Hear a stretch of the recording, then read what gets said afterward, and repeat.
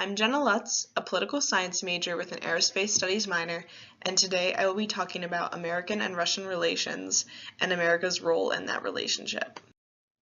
So the relationship of the past is quite interesting.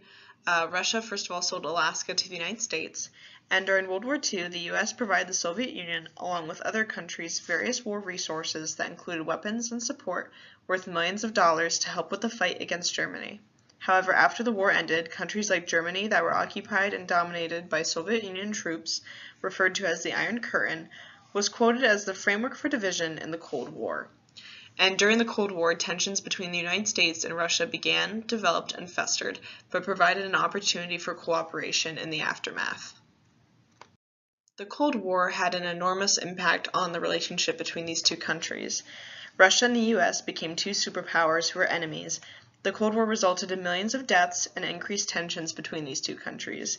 The U.S. saw Russia as an ideologically motivated and an expansionist evil empire that was spreading communism, while Russia saw the United States as an imperialist power spreading capitalism. The Cold War also resulted in the Cuban Missile Crisis, which planted fears of nuclear war between the U.S. and the USSR.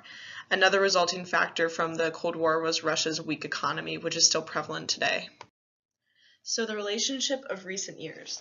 During Barack Obama's presidency, Russia and the United States had some well thought out agreements that included the cooperation to work to stop terrorism, the Visa Agreement, the cooperation in the Bering Strait region, global eradication of polio, and cooperation in medical research. So all of these agreements were done during Barack Obama's presidency, so they're of just a few years ago.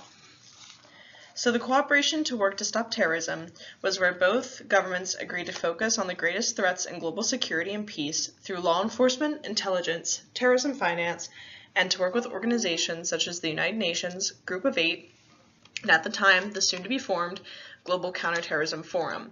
The President signed a Memorandum of Understanding which commits both militaries to enhance their cooperation on counterterrorism. The Visa Agreement was a commitment to strengthen both countries' contacts between each country and their citizens, including ways to make travel smoother within laws and regulations.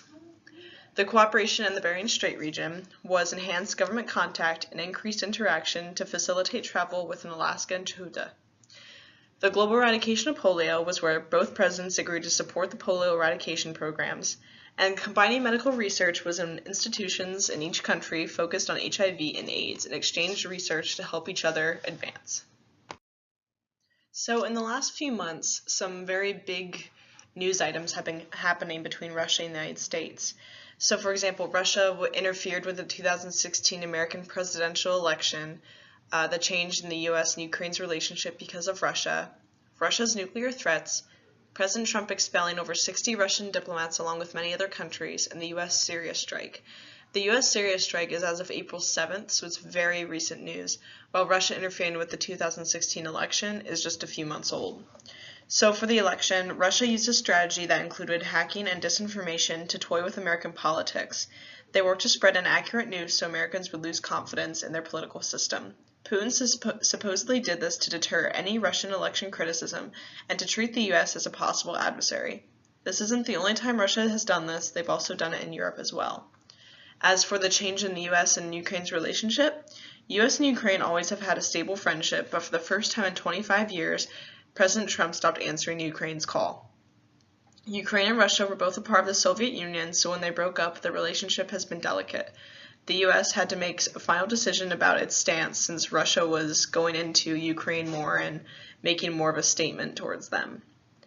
As for Russia's nuclear threats, Russia has been bragging about their new nuclear development, making very strong claims of its ability, and saying it could basically overpower NATO defenses and has unlimited range and hypersonic speed. In reaction to the nerve agent attack on a former Russian spy in England, many countries have been expelling Russian diplomats. The U.S. alone expelled 60, Britain expelled 23, Ukraine expelled 13, NATO is expelling 7, and the list goes on to include Canada, France, Spain, Italy, and many other countries. Lastly, for the U.S. Syria strike, Putin was condemning a U.S. missile strike on Syrian government forces as an aggression against a foreign state, claiming it was a violation of an international law. Russia reported to the U.S. that they planned to suspend the deconfliction channel between them. Russia claimed that Syria doesn't have any chemical weapons and that the United States strike inflicted damage on Russian and American ties. So what role does the United States have globally when dealing with Russia? I believe that the United States has to be careful when dealing with Russia. Both are superpowers and have incredible influence. I believe that the United States should use incentives and alternatives when dealing with Russia instead of just threats. However, when we make a claim, our government must stick to it and not back down. The United States has been looked at as weak in the past when we have made claims that we couldn't back up. The United States and Russia could do great things together, but it really depends on the president's willingness from each country and what each country's goals are, because if the goals don't identify, then there's no way that we can go back to a relationship that we had in the past.